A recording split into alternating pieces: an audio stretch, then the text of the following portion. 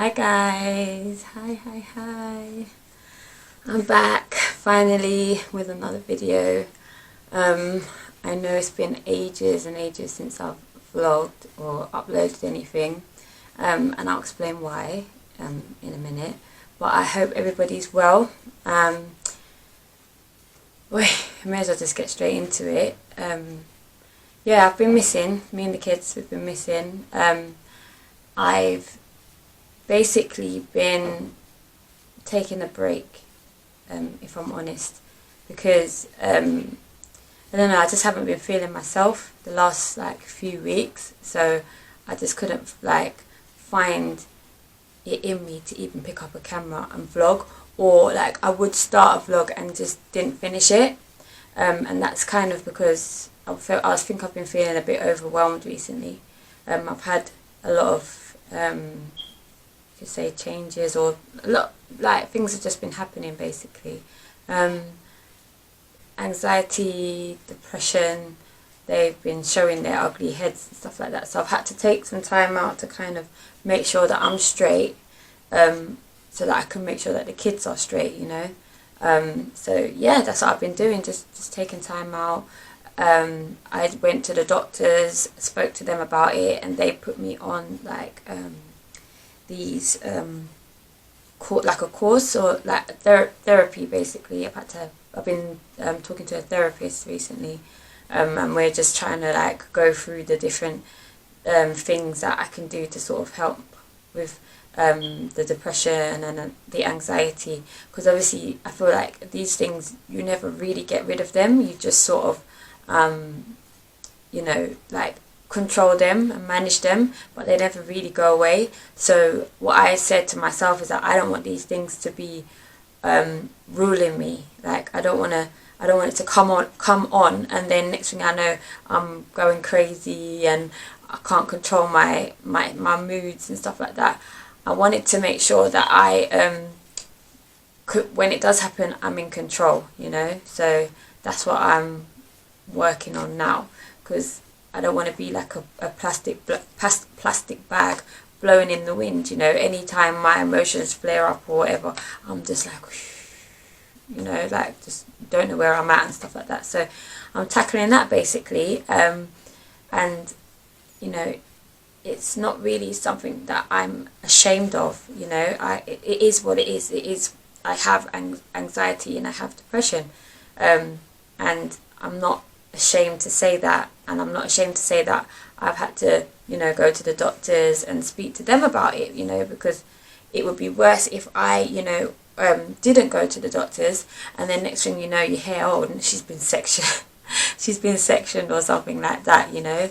So yeah, that's what I've been focusing on, and I feel a lot better, a lot better for it now. Just to take some time out, just to make sure that I'm fine, and I'm fine, better at least, you know, not 100%, but I never really feel 100% anyway. So yeah, but I'm doing much better than I was before. Also the allotment, I didn't go because, okay, maybe I need to reverse this. No, I'll go this way. I stopped going to the allotment for a while because of a health issue that I had, which I'm going to speak about. But we went back there the other day, and it was just overrun with weeds, absolutely overrun. So we had to literally dig everything out. We did find some potatoes, and there was some carrots in mini tiny carrots, which we couldn't even eat anyway, but they had grown. And then everything else, we just had to literally clear it out, and then we just started again. So that was last week. This week we're seeing the little buds and stuff coming up, the little seedlings are coming up, so that hopefully that will continue to do well, so we'll start to have our own produce again. But yeah, so the main thing that I wanted to talk about was why I've been missing is, as I said, I had a health scare, and basically what it was is I found a lump in my right breast, and I wasn't sure what it was, but obviously as soon as I felt it, I kind of feared the worst, and I thought it might be like, you know, cancerous or whatever. So I just sort of went to the doctors, like the same day that I found the lump. I booked an appointment at the doctor's, and he was sort of like, he felt it, and he was like, he's not sure, not 100% sure, but he thinks that it's a cyst. And he said, look, go away for 4 weeks, and then if it's not gone, then come back, or if it's got bigger, then come back. And I was like, at first I was like, okay, I'm not really comfortable with that, but he sort of like was like, look, I'm pretty sure it's just a cyst or whatever, so just go away and come back in 4 weeks. So I went home and I spoke to like my family and stuff like that, and they were like, look, if you're worried, you need to kind of get it sorted now. So I ended up going to the walk-in clinic to see if I could get a referral to the hospital to get like a scan or whatever it is that they do, you know, to check what the lumps are basically. And I did go there, and then the lady referred me back to my doctors, and said that she thinks that the doctor should refer me to get a check basically. So then the check was maybe like about 5 days later. They put me in to go to the hospital to get a proper check by the proper professionals who deal with that. That's their area of expertise. So I went to the hospital, and they were feeling it and just trying to decide, you know, whether it was a cyst or not, but they couldn't be sure. So I ended up having to have a biopsy, and that biopsy was literally so painful. I mean, they did give me like what's it called, anesthetic, but it was like the injection to initially put the anesthetic in was really painful, like, because they went in from the bottom of my breast to go up to the top. So she said that she couldn't go in directly, because the lump was about, I don't know if you can see, the lump was about here or so, but she said for some reason she couldn't get into it from here, so she had to go from the bottom and go up. So the needle just went all the way through my breast, and it was so painful. But once the anesthetic was in, it was like, it went numb like almost immediately. But then for some reason she had to put in more anesthetic, and it was just traumatic, you know. And then the actual biopsy thing itself, I don't know what it was because I looked away, but she pushed something right, sorry to be so graphic, but she pushed something right through the tissue in my breast, and I could feel it like going through the tissue. It wasn't painful, but it was really uncomfortable. But then once she got to the lump, she had to do something, and it just made a massive bang, and that hurt so bad. It hurt so bad. And I felt like she had just blown it to pieces. It just made a massive bang. It was just, wow. And I was like, and then the nurse was like, are you okay? I was like, yeah. I was shaking and everything, like my hands were shaking. And then they put like a bandage on, and said, you know, they're gonna send off the whatever, get the results, and then they will let me know.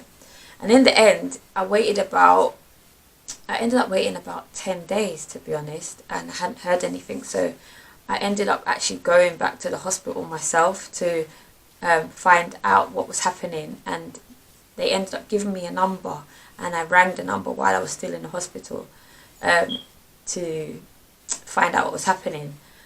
And it turns out that luckily it was just a cyst, so that kind of set my mind at ease a lot. After the biopsy, like, my breast was so swollen, it was massive and just swollen, and I couldn't even feel it myself to see if the lump had gone away, because it was just so painful to do that.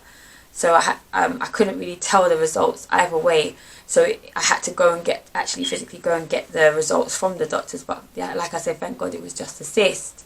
But it was a very scary period of time, you know, and my head was just all over the place. And I felt actually quite emotional because I was just like, you know, God forbid that it was cancer, and, you know, say it turned into something that was terminal and it was going to take my life. I was like, who's going to look after my kids, you know? And like, it was really traumatic because, you know, being like a lone parent, my kids only have me to rely on. So if anything was to happen to me, what would happen to them, you know? And I'd like to say that my family would take them, if it ever did come to that. But I know for a fact that nobody would take all my kids together, so they'd be split up. And for me, that's just a really scary thing, because I just wouldn't want my kids to be split up. You know, I'd want them all to stay together, but, you know, at the end of the day, people have their own lives and stuff like that. So it just made me kind of wake up and be like, look, my health is no joke. I really have to take good care of myself. Excuse me. Take good care of myself, my health, you know, just make sure that, you know, I'm doing what I can do so that I am here as long as possible for these kids, you know. But yeah, like I said, my head just wasn't really in a good place at that point. So, you know, that's another reason why I hadn't been vlogging. And this was over the space of about 2 or 3 weeks. So yeah, but got the all clear. But I just wanted to say that it is really important that us as women, we check ourselves, or like check your breasts like all the time, like when you're in the shower.